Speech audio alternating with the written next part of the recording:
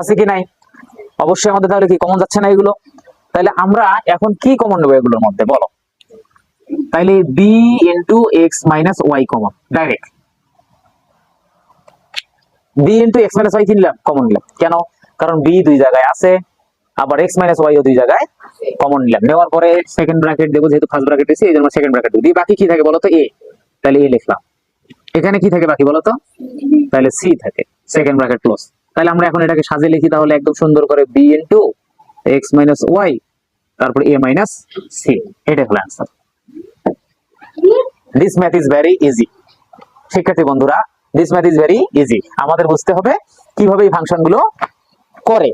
তাহলে আমরা মোটামুটি 3.3 প্রথম ম্যাথটা আমরা শেষ করলাম। এবার আমরা দ্বিতীয় ম্যাথের দিকে চলে যাব। এগুলো খুবই সহজ, জাস্ট ভাঙানোর বিষয়। এগুলো আমাদের পরীক্ষায় কোথায় থাকবে সেটা বলে দিচ্ছি আমি। এগুলো প্রতিটা সৃজনশীল মান নির্ণয় থেকে যে সৃজনশীল আসবে সেখানে ক নাম্বারে এগুলো পাবা, একদম 100%। এগুলো সব জায়গায় ক নাম্বারে থাকবে এবং প্রয়োজনে এগুলো সংক্ষিপ্ত দিতে পারে। তাহলে আমরা এবার 2 নম্বরের দিকে যাই। মিডল টার্মের একটা কথা লিখছি ওখানে, কিন্তু মিডল টার্মের কথাগুলো তোমাদেরকে আগে বুঝাই আমি। মিডল টার্মটা সিম্পল, মিডল টার্মটা কেমনে করবো সেটা দেখো। এক্স স্কয়ার 5x প্লাস 6, এটা একটা মিডল টার্ম। তা আপনারা 6 বাদ দিয়ে এখানে ধরেন 3 দিলেন, এখানে 2 দিলেন, তাহলে আপনার একেবারে শেখানো হবে। আমাদের মিডল টার্ম করার সময় প্রথম কাজ হলো প্রথম সংখ্যা শেষ সংখ্যা গুণ করা।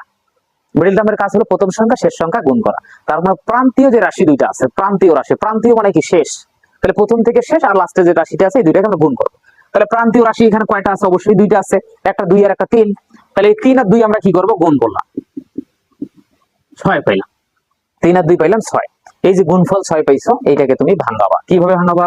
6 অক্ষে 6, 3 দুগুণ 6। তাহলে 6 কে আর ভাঙানোর কোনো বুদ্ধি নাই।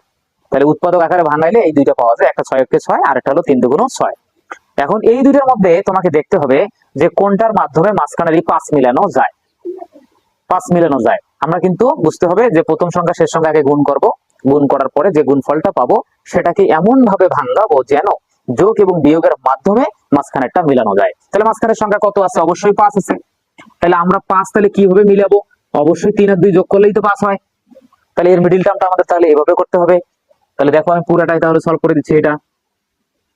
তাহলে এখানে তোমাদের প্রথমে মিডল টার্ম করার সময় কি করবা? এই প্রথম সংখ্যা শেষ সংখ্যা ঠিক রাখবা। দেখো সুন্দর করে যা প্রথমে আছে যা শেষে আছে আমি তাই লিখে দিলাম। এখন মাঝখানের সংখ্যা আছে 5x, এটা মিলাবো। 5 কিভাবে হয়েছে? 3 আর 2 যোগ করলে 5 হয়। তাহলে এই দুটোর মধ্যে বড় আমরা 3x লিখবো, ছোট আমরা 2x লিখবো।